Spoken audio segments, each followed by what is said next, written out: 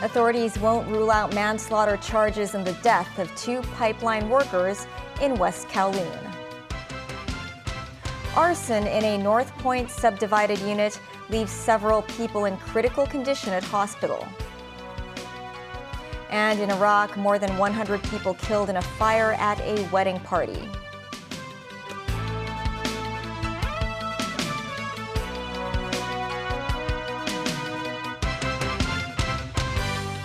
Hello and welcome to TVB News. Police arrested a 62-year-old contractor of a pipeline repair job related to underground facilities of the Elements Mall in West Kowloon. Earlier, 2 pipeline workers apparently died of toxic gas inhalation, and the arrest was made in connection with suspected violations of the Occupational Safety and Health Ordinance. Sources say the arrested man is the operator of Shum Development Limited, the subcontractor of the repair job. As Sharon Tang reports, authorities are not ruling out the possibility of manslaughter in the case.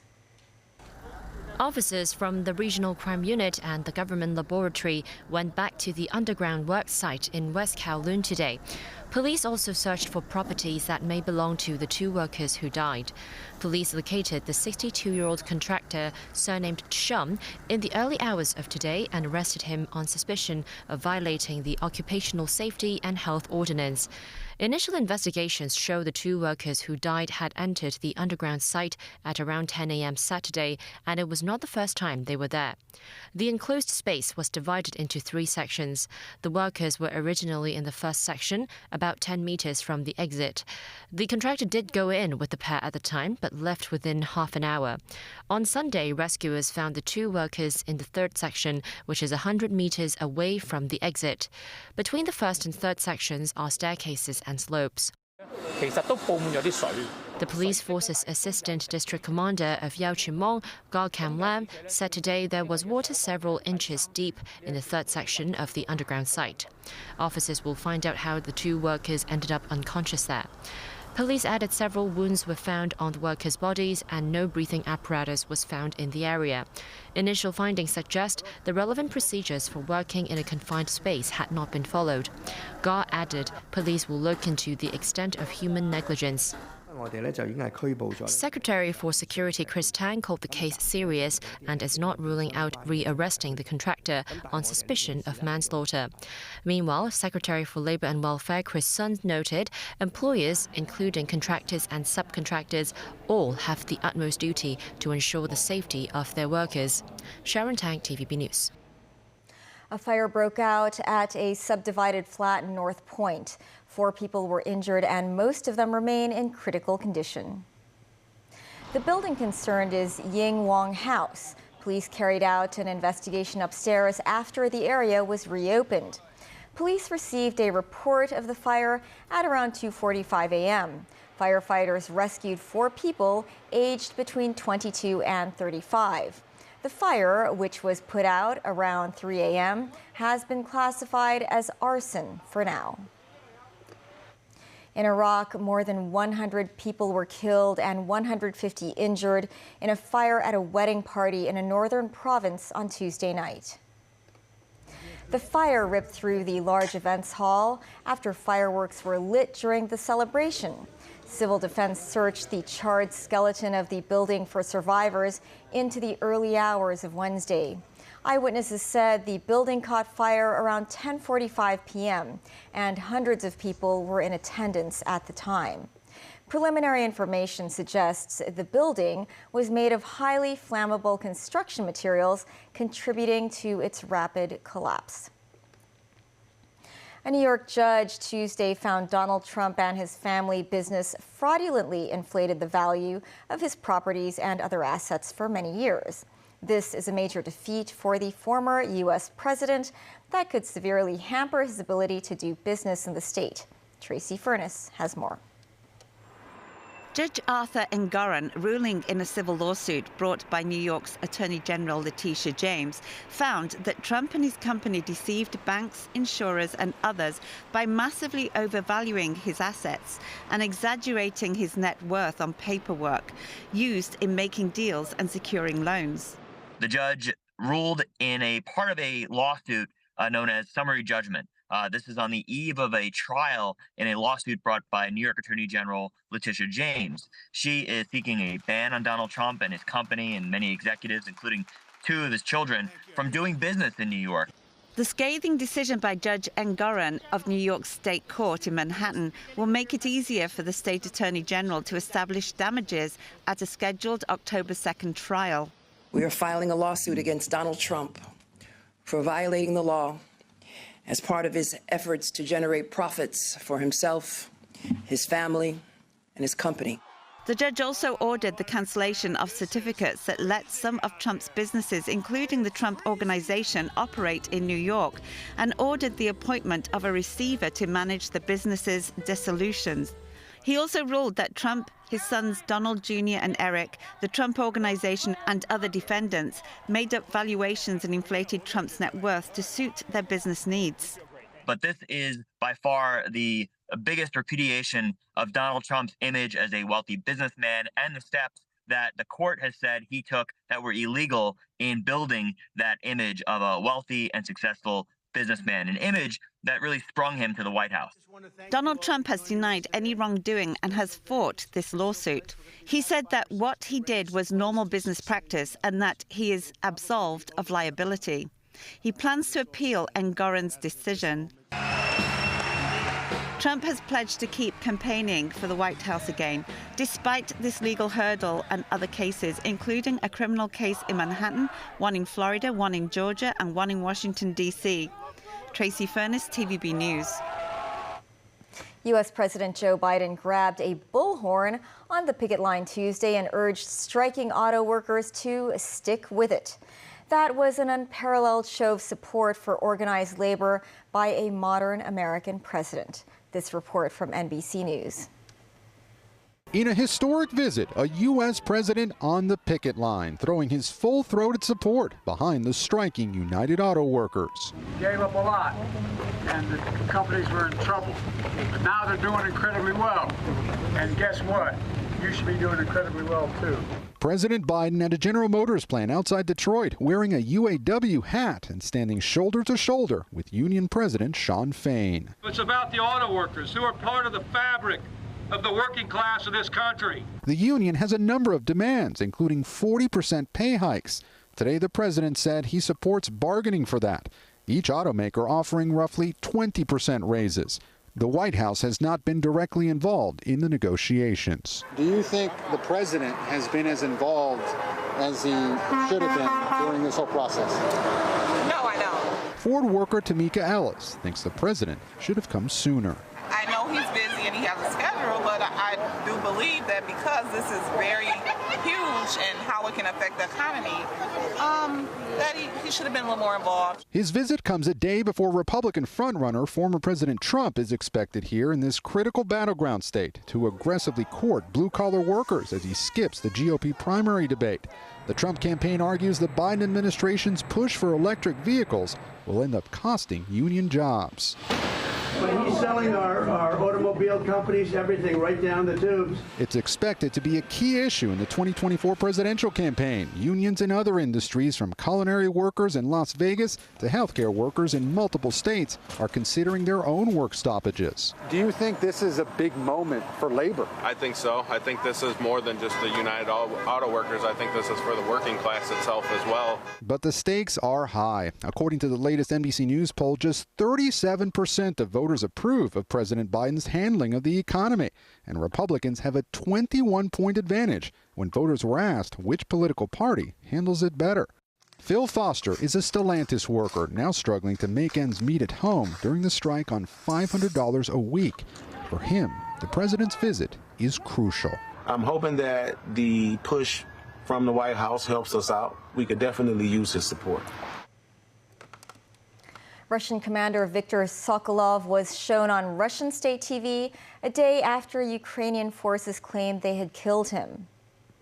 The man in charge of Russia's Black Sea Fleet was seen attending a meeting via video link. Ukrainian Special Operation Forces alleged the admiral was dead after a missile attack on his headquarters in Sevastopol on the Crimean Peninsula. Sokolov was seen talking about strategy with Defense Minister Sergei Shoigu on the newly released video. Russian activist Alexei Navalny is facing decades in jail after a Moscow court upheld a 19-year term. A Putin critic, Navalny was found guilty of extremism last month. Navalny was not present in court but could hear the decision from prison and was visible via video. He'll likely now be moved to a prison colony, the highest level detention center in Russia's penal system. The 47-year-old is already serving 9 years for a variety of charges he says are politically motivated. If he serves the full sentence, he will spend 30 years behind bars. A South Korean judge on Wednesday denied an arrest warrant for the country's opposition leader on broad corruption allegations, saying there wasn't a clear risk that he would destroy evidence. Lee Jae-myung was at a detention facility awaiting the decision. It is where he would have been held had the judge approved his arrest. Lee praised the court for safeguarding constitutional order, and he lamented that politics had become a war about killing and eliminating the opponent. Lee is facing various criminal allegations, including that he provided unlawful favors to a private investor that reaped huge profits from a dubious housing project in Seongnam City, where Lee was mayor for a decade until 2018. He is also accused of pressuring a businessman into sending millions of dollars in illegal payments to North Korea. Lee has denied any wrongdoing. Still ahead, Canada's House Speaker resigns over inviting a man who fought for a Nazi unit to Parliament. The Wan Chai Harbourfront Night Market gets underway. And the return of the Wine and Dine Festival next month.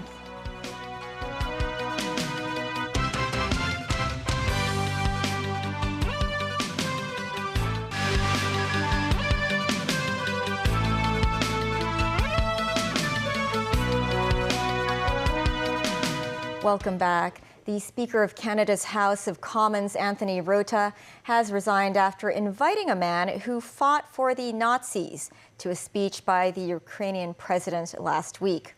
Parliament gave the 98-year-old a standing ovation when Rota drew attention to him. Canadian politicians are criticizing Prime Minister Justin Trudeau for not realizing the error sooner. David Garrett reports. The work of this House is above any of us. Therefore, I must step down as your Speaker. Canadian Speaker of the House Anthony Rota steps down after inviting a former Nazi soldier to an event for Ukrainian President Volodymyr Zelensky. Rota said he brought shame on the nation and accepted responsibility. That public recognition has caused pain to individuals and communities, including the Jewish community in Canada and around the world, in addition to survivors of Nazi atrocities in Poland, among other nations. This is what caused the controversy on Friday with Ukraine's leader in Canada. The Speaker pointed out a war veteran who Rota described as a Canadian and Ukrainian war hero. 98-year-old Yaroslav Hunka received 2 standing ovations. It turns out Hunka fought for a SS Nazi military unit in World War II. The politicians applauding him did not know, and the Speaker had not checked. Russian President Vladimir Putin says his war in Ukraine is to root out Nazis. The diplomatic blunder has caused international embarrassment for Canada, which opposes Russia's war in Ukraine. Opposition politicians criticise Canada's leaders. The government has now admitted that they vetted everyone who was in attendance that day. Will the Prime Minister apologize for having vetted this individual and letting him come anyway? Lawmakers of the ruling Liberal Party have urged the opposition not to make it a political issue and heap further embarrassment on Canada. But the opposition says the Speaker should not be a scapegoat for Justin Trudeau's error. Prime Minister is responsible. He is in Ottawa today. He can get on his feet and answer for his massive diplomatic embarrassment and shame. Trudeau greeted Zelensky when he arrived last week. The Speaker is seen as politically impartial, so not directly linked to Trudeau's party. But the Canadian leader is a supporter of Ukraine and a critic of Russia's war. Trudeau knows this is a massive diplomatic faux pas. This was deeply embarrassing for the House and for Canada. It is a good thing that Speaker Rota apologized personally. Rota left the chamber to applause following his resignation, his political career tarnished.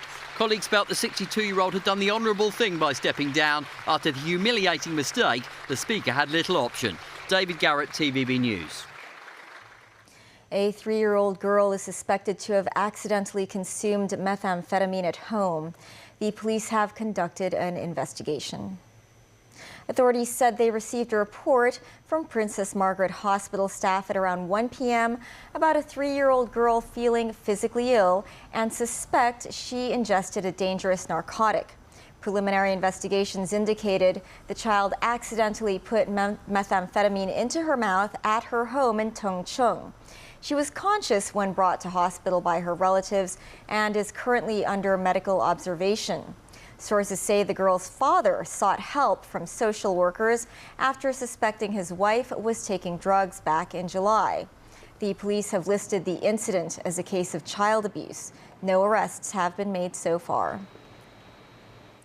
A 62-year-old divorcee stole $20 million from her brother's company and transferred it to her lover she met online back in 2016. She was sentenced to 6 years in jail today for theft. The court heard that defendant Sydney Chan was working at her brother's strategy consulting company at the time. The 62-year-old was the signatory for the firm's bank account. Earlier, the divorcee met a man named Kelvin online who promised to marry her. Kelvin claimed he would inherit a huge sum in Malaysia, but he needed some quick money. Sydney Chan then signed more than 100 checks and stole $20 million from the company to give to Kelvin. 2 years later, she told her brother, she also claiming bankruptcy. High Court Judge Judiana Barnes noted Chan's brother was going to use the $20 million for retirement and to help out his son for his wedding.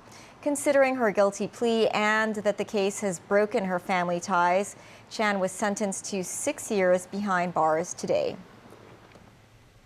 A harborfront night market is now in operation in Wan Chai. Under the government's Nighttime Economy Initiative, night markets will be set up at 3 of the city's harborfronts. The market is located near the Wan Chai Pier, just 5 minutes from the exhibition center station. Some 80 malls will offer snacks, artwork, as well as music performances and a movie session. Still, some stall owners think there is not enough promotion for the fair and there is also insufficient electricity supply. The organizer of the night market expects the problem can be fixed soon. Hong Kong's Wine and Dine Festival will make its grand comeback in Central at the end of next month after having been suspended for 4 years. The Tourism Board expects the 4-day festival to attract 140,000 visitors, similar to the pre-pandemic number. Timothy Lee tells us more. One of the city's most popular nighttime events is set to return. The Wine and Dine Festival will be held between October 26th and 29th at the Central Harborfront event space. Around 300 booths will be set up, with the scale of the festival reaching around 80% of its pre-pandemic versions. The highlight of the event will be selections of wine coming from 36 different countries, including top-quality bottles and some rarer types. Organizers will also feature low-alcohol drinks that have become popular with young people in recent years, as well as new latitude wines or wines made in non-traditional areas coming from Thailand and the mainland. Hong Kong Wine and Spirits Writers Association Chairman Ronnie Lau noted the wine industry has been experiencing rapid development in the last 20 years, adding that mainland wine from Ningxia pairs well with lamb and steak. Meanwhile, the Tourism Board says despite having been suspended for the last 4 years, the festival is expected to receive strong support. We are expecting to have about 140,000 visitors to Wine and Dine event this year. Basically, the number is similar to what we had in 2017. We have actually different categories for the Taste Around Town promotion, because some might want to have wine and cocktail, and some might actually prefer Western meal. And we also have another program for the Chinese. We hope the Taste Around Town promotion can actually cater different kinds of customers.